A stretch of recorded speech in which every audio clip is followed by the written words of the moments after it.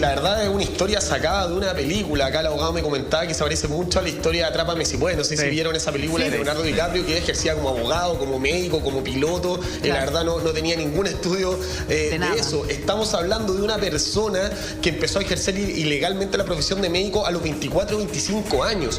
Era un cabro joven, la verdad. Y bueno, después todo lo que llevó, metía licencias médicas falsas, más de 1000, me comentaba el abogado. La verdad, esto es sorprendente, esta historia, abogado. Estoy acá con el abogado Rodrigo Varela de la empresa Inmune. Ustedes fueron los primeros que se querellaron en contra de esta persona. Y si nos puede explicar un poco la condena, porque usted quería precisar algo con respecto a lo que estaban comentando en el estudio con la condena de este tipo. Sí, hola, muy buenos días. Buen día, abogado. Muchas gracias por la invitación. Efectivamente, nosotros el año 2016 fuimos los primeros en presentar una querella en contra de este falso médico. Lo que quería precisar, y que el colega ahí estaba comentando, es que la condena a 4 años fue en virtud de que esto se resolvió a través de un juicio abreviado, donde tanto este querellante como el Consejo de Defensa del Estado estuvieron de acuerdo en poner términos de esa forma. Y efectivamente se separaron, había 4 delitos, se separaron 3 y se le aplicó el delito más grave, que era la falsificación de instrumento público.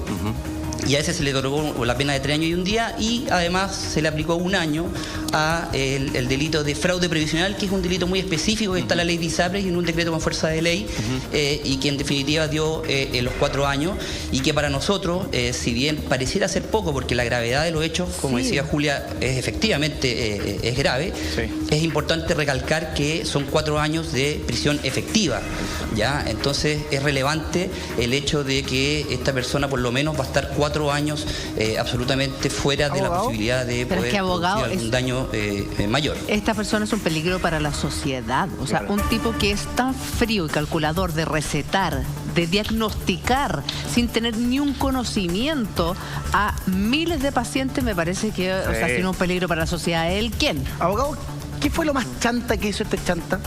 Darse licencia a sí mismo, darle licencia a su mamá, a su hermana, robarse unos papeles en un centro médico. ¿Qué fue lo más chanta de todo? Mira, todas las anteriores. Todas las anteriores y más. Efectivamente, sí, efectivamente nosotros el año 2016, desde una Contraloría Médica, una institución privada, nos comentan que existía un médico que era afiliado a esa institución de salud que estaba reembolsando una gran cantidad de boletas de prestaciones, y bastó hacer una sola consulta a uno de los médicos que salían estas boletas para darnos cuenta de que jamás había sido atendido por este doctor. Y al mismo tiempo, lo que más nos llamaba la atención es que existían más de 16 licencias médicas emitidas hacia él mismo. Entonces bastó hacer una pequeña investigación para efectos de darnos cuenta que ya el año 2012 tenía una condena por ejercicio ilegal de la profesión que cumplió en libertad, y luego ya el 2014 uno podía ver en las noticias de Putaendo donde esta persona había ejercido ilegalmente la profesión en el CEFAM de allá de esa ciudad. O sea, era reincidente. Luego también... Exactamente. Esta sentencia de 4 años es su 4ª condena. ¿Cuarta condena por ejercer la medicina ilegalmente? Pero usted, abogado, nos acaba de decir que él trabajó, siendo que ya había sido condenado, fue contratado en un CEFAM para trabajar. Entonces ahí es cuando yo digo, ¿qué pasa con la fiscalización? O sea, una persona que tiene antecedentes por, no sé cuál es el, ¿cómo se puede? Ejercicio ilegal de una profesión. Entonces, ¿cómo lo contratan? Entonces yo creo que las alarmas saltan súper tarde. O sea, 4 veces cometiendo el mismo delito, y seguía actuando de la forma... A ver qué nos dice el abogado. Efectivamente, estoy muy de acuerdo. Hay una fiscalización bastante precaria desde ese punto de vista, sobre todo en los consultorios pequeños donde esta persona trabajó. Él presentaba un título falso, supuestamente que se lo había otorgado a la Universidad Andrés Bello, que estaba muy bien elaborado. A mí me tocó verlo y parecía efectivamente que era real. Bastaba con eso, él lo acompañaba junto a su currículum, y no todas las instituciones hacen un análisis análisis de a quién están contratando, si es que el título que está presentando es cierto. Pero, abogado, desde ese punto de vista, efectivamente, falta fiscalización.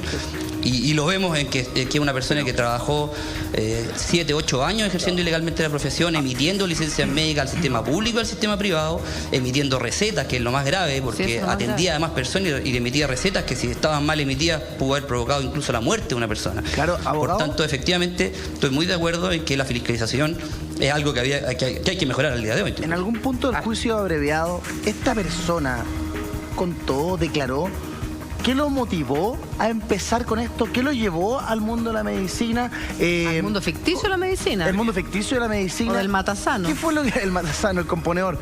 ¿Qué fue lo que... o cómo fue que se hizo de ese título? ¿Dónde lo hizo? ¿Cómo nace toda esta idea? ¿Él explica o su abogado explicaron cómo nace todo esto?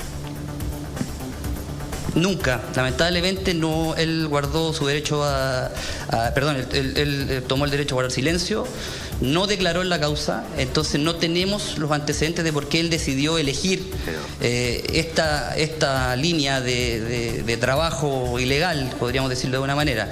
Por tanto, creemos nosotros que quizás era una forma lucrativa, porque el ejercer como médico evidentemente le daba facilidad en la parte económica. Claro. Exactamente, él tuvo momentos en que obtuvo bastante dinero, sobre todo en la parte de atenciones a los pacientes. Sí, más o menos, bueno, el perjuicio que nosotros tenemos estimado solo en la emisión de licencias médicas abarca más o menos 50 millones de pesos, o más que eso. 50 millones. Así, efectivamente, 50 millones de pesos.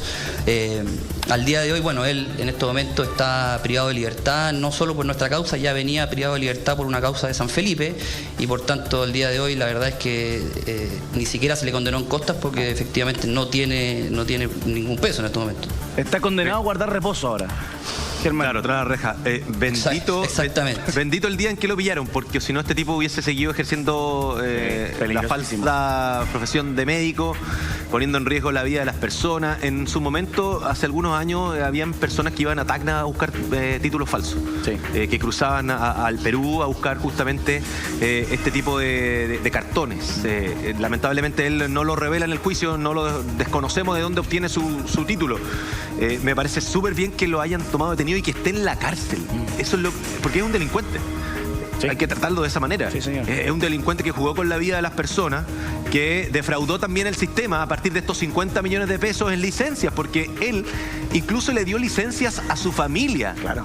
Para que fuera a cobrarla, le daban 20 días de reposo y obtenía plata. O sea, además no solamente él se hizo de plata ajena a través de algo falso, sino que también hizo que su familia obtuviera plata ajena de una licencia pagada por el sistema de FONASA o de ISAPRE, con enfermedades que nunca existieron y con reposos que tampoco nunca se hicieron. ¿Y ahí, abogados, se persiguieron a estas personas? O sea, a la madre, a la hermana, porque me imagino que ellas sabían que él no era doctor. O sea...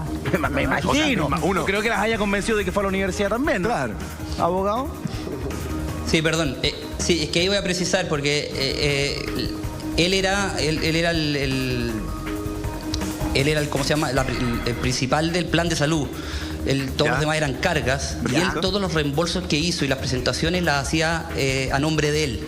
La familia, nosotros tuvimos contacto con la familia, se le entrevistó por investigaciones, etcétera, y se descartó su participación y colaboración. Es más, ellos colaboraron con la justicia para efectos de hacer cambiar y saber, e incluso poder ubicar a este falso médico. O sea, utilizó esa precisión hay que hacerla porque la familia no estaba involucrada. Es buena la aclaración. Son los nombres y los de la familia. Claro, pero ¿y qué dijo la familia respecto de este hombre de 31 años? No, la familia estaba muy preocupada, la familia, cuando nosotros nos entrevistamos con ellos, estaba absolutamente consternada y sabían que esta persona estaba ejerciendo ilegalmente la profesión. En ese momento, cuando nosotros nos entrevistamos, estaba arrancada, estaba prófuga, estaba con orden de detención y estaba muy preocupado, y lo único que querían era que fuese ayudado a esta persona, porque en definitiva, si bien no tiene ninguna causal de enfermedad mental, sí es muy extraño una persona que ya siendo condenada 3 veces siga ejerciendo ilegalmente la profesión. Es más, cuando ya tenía 3 condenas, cuando estaba siendo cuando ya estaba siendo perseguido, incluso solicitó empleo en una institución de salud para trabajar como contralor médico, siendo que ya las ISAPRES eran querellantes en ese momento. ¿Quiso trabajar en una ISAPRE? Esto abogado, o sea, Leonardo DiCaprio es una alpargata en la película Atrápame si puedes al lado de este tipo. A ver, él estaba prófugo de la justicia y solicitó empleo como contralor médico.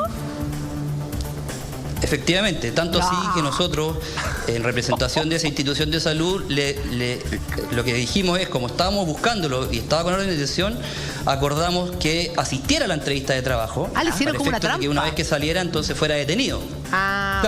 Pero la persona que igual tenía, que era un poco, que tiene un grado de inteligencia, no asistió. Era un congrio, no había cómo agarrarlo. Pero abogado, yo creo que, a ver, aquí ya fue enjuiciado, va a tener que ir 4 años preso y me parece perfecto. Pero yo no dejaría el tema hasta ahí.